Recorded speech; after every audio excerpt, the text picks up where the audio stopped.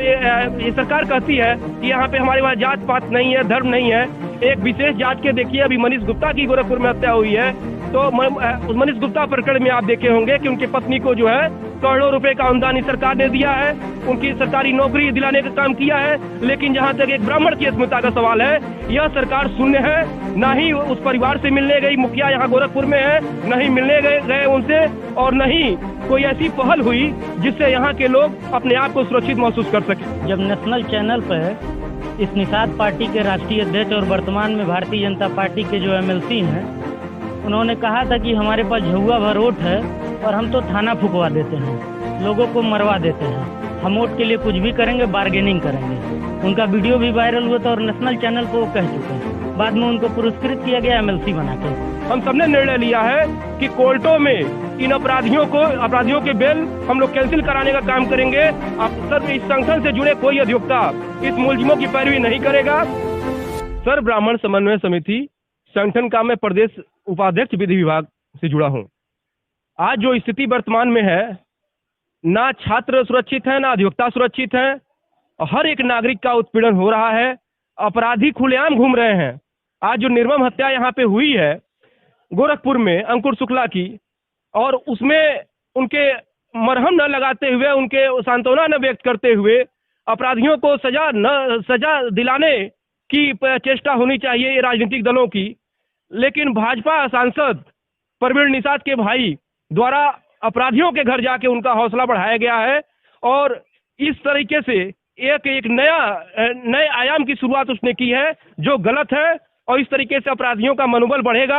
आज देखिए, एक कचहरी परिषद है, आईजी ऑफिस के बगल में, यहाँ पे हमारे अधिवक्ता पाठक जी हैं, उनकी मोटरसाइकिल गायब हो गई।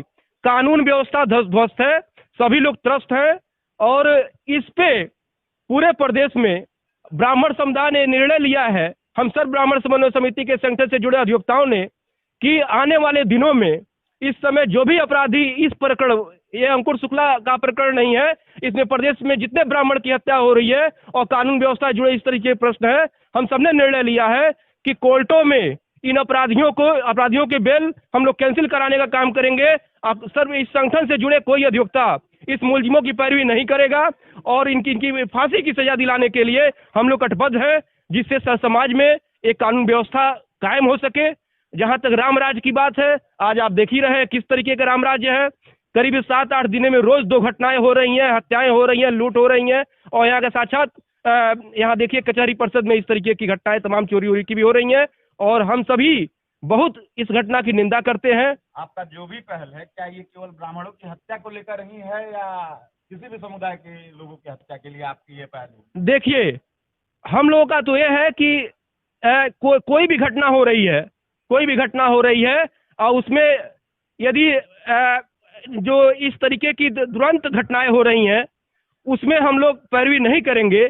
लेकिन विशेषकर चूंकि इस संगठन से मैं जुड़ा हुआ हूँ, सर्व ब्राह्मण समन्वय समिति के, तो पूरे प्रदेश के अधिवक्ता जो इस संगठन से जुड़े हुए हैं, हम सभी ने निर्णय लिया है कि हम सब, यदि ब्राह्मण समुदाय के इस तरीके की घटना हो रही है तो हम लोग पैरवी नहीं करेंगे, उनको सजा दिलाने का काम करेंगे, उनकी बेल नहीं करवाएंगे। और सबसे बड़ी दुख का प्रश्न है कि यहाँ पे जो ये सरकार कहती है कि यहाँ पे हमारे वहाँ जात पात नहीं है, धर्म नहीं है। एक विशेष जात के देखिए, अभी मनीष गुप्ता की गोरखपुर में हत्या हुई है, तो उस मनीष गुप्ता प्रकरण में आप देखे होंगे कि उनकी पत्नी को जो है करोड़ों रुपए का अनुदान सरकार ने दिया है, उनकी सरकारी नौकरी दिलाने का काम किया है। लेकिन जहां तक एक ब्राह्मण की अस्मिता का सवाल है, यह सरकार शून्य है। ना ही उस परिवार से मिलने गई, मुखिया यहाँ गोरखपुर में है, न ही मिलने गए उनसे, और न ही कोई ऐसी पहल हुई जिससे यहाँ के लोग अपने आप को सुरक्षित महसूस कर सके। पिछले कुछ दिनों से जो लगातार प्रदेश में अपराधियों का मनोबल बढ़ा हुआ है, उसके तहत तमाम अपराध दिखाई दे रहे हैं। गोरखपुर में भी उसी क्रम में देख रहा हूं कि जो अंकुर शुक्ला की हत्या है, बहुत ही नृशंस तरीके से की गई है। खुलेआम अपराधियों ने उसको गांव के चौराहे पे मार दिया। पहले की छोटी सी एक घटना को इस तरह से अंजाम देने के लिए उनको ये मनोबल कहाँ से आता है? उसको जब हम देखते हैं तो लगता है कि निश्चित रूप से उनके कुछ राजनीतिक आका हैं जो किसी भी चीज के मोरालिटी के पक्ष को ना ध्यान रखते हुए केवल जाति विशेष के नाम पे उनको संरक्षण देते हैं। विशेष जाति विशेष का ना होके समाज के अस्मिता और उसके सुरक्षा का है। जब भी हम किसी के लिए ब्लाइंड रूप में केवल जाति देख के खड़ा होने लगेंगे तो निश्चित रूप से अपराधियों का मनोबल बढ़ेगा, जो इस समय प्रदेश में हो रहा है।